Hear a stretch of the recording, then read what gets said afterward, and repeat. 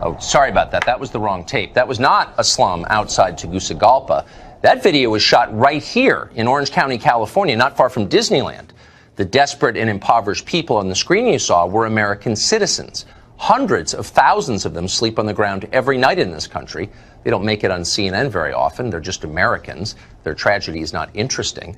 If they did laundry at $5 an hour for rich people, though, our moral superiors might notice and care. But as of now, no, the cable news geniuses could not be less concerned about what is happening to American citizens. Which, if you think about it, kind of explains the Trump phenomenon. One of the great mysteries here in Washington is how a president with no prior political experience, who's emotionally volatile and not very articulate, remains nevertheless so very popular outside of Washington. It doesn't make any sense, but of course it makes sense. Trump's secret? He says things like this. They have a word. It sort of became old-fashioned. It's called a nationalist. And I say, really, we're not supposed to use that word. You know what I am? I'm a nationalist, okay? I'm a nationalist. A nationalist. In other words, a leader who puts his own country first, who cares about his own people most. You'd think everyone in charge of a nation would be a nationalist. Putting the interests of your own citizens above those of citizens of other countries was once considered a prerequisite for running a democracy. Not anymore. Now it's considered immoral, evil, in fact. Watch this. Nationalist. Use that word. We're going to talk about that word tonight. It is a favorite of the alt-right and is loaded with nativist and racial undertones. He's weaponized race and sort of nationalism and dog whistles. You're suggesting there's some kind of dog whistle there. It is. It applies. It does provoke hate activities. What are you trying to say as President of the United States, that you're a nationalist? Americans know what that means. It's not even a dog whistle anymore. It's a bullhorn. Not a whistle. It's a bullhorn. Hitler was a nationalist. Of course, so were Mahatma Gandhi and Abraham Lincoln and every other leader of every other nation state throughout history until about 20 minutes ago. But whatever.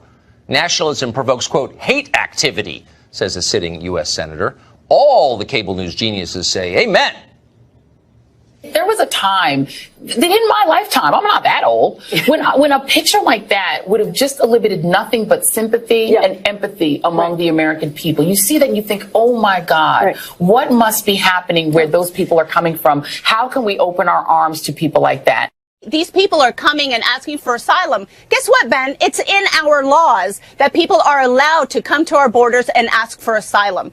This is a moral outrage that harkens to the worst excesses in the history of the country, to the separation of families at the slave auction blocks, to the separation of Native American families.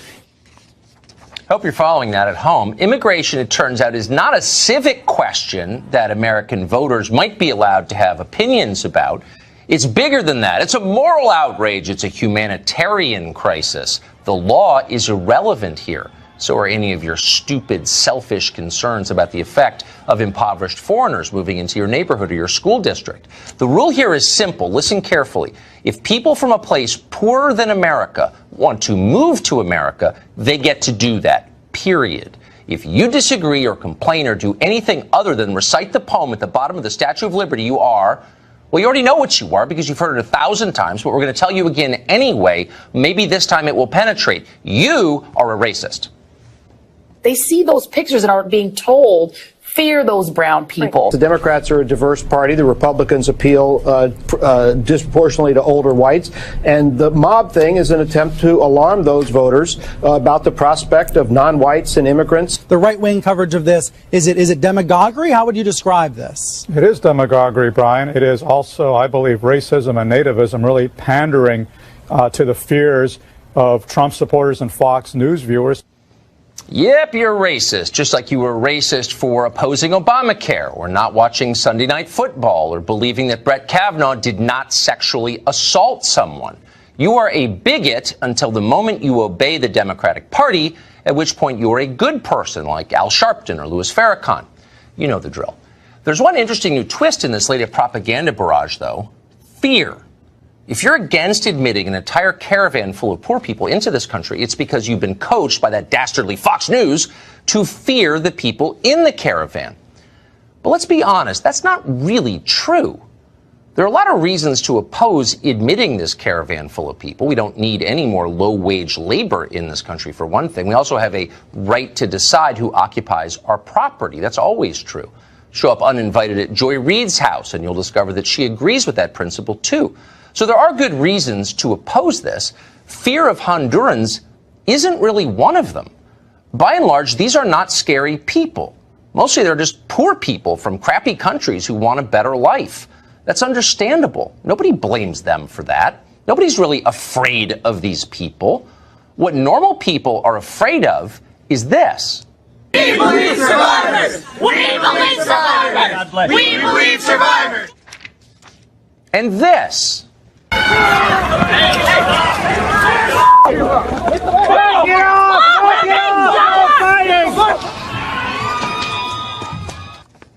So look closely at those videos. What didn't you see in them? Migrant fruit pickers from Honduras. There weren't any. There wasn't a single impoverished Central American immigrant. The only work boots you saw in those videos were from Brooklyn. They're part of the hipster costume. They're not real.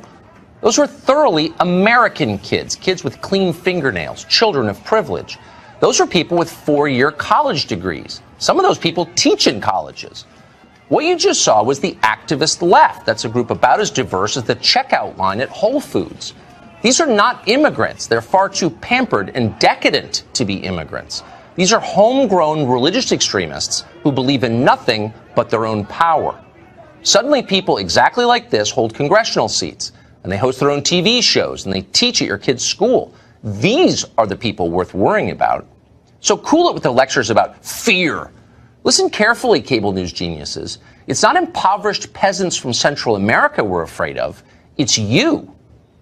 Univision anchor Jorge Ramos joins us tonight from southern Mexico at the site of the caravan encampment. Jorge, I'm really glad you're here because I've wanted to ask you this question all day. So in the many times we've spoken, you've explained that immigrants to the United States from Central America are a net addition to our economy. They're America's strength.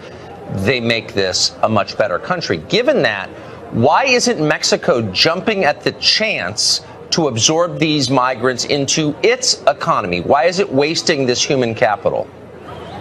Well, the reality, Tucker, is that most of the immigrants that you see behind me, and as a matter of fact, they're not criminals or terrorists or not even immigrants. They're refugees. They don't want to stay here in Mexico. They want to go to the United States. Their plan is just to have a better life in the United States, and they are refugees. So I think we have to treat them with respect. We have to listen to the stories, hear their cases, check their backgrounds, and if they apply for political asylum, go through the process. The reality, Tucker, I understand what you're asking, but the reality is that they don't want to stay in Mexico, where, by the way, in the last 12 years, more than 200,000 people were killed. They don't want to stay here. They're fleeing violence and extreme poverty in Honduras, most of them. So they want to go to the United States. They don't want to stay here in Mexico. And in Mexico, by the way, they crossed the border between Guatemala and Mexico. I was there this morning. But that's probably just for Donald Trump to see.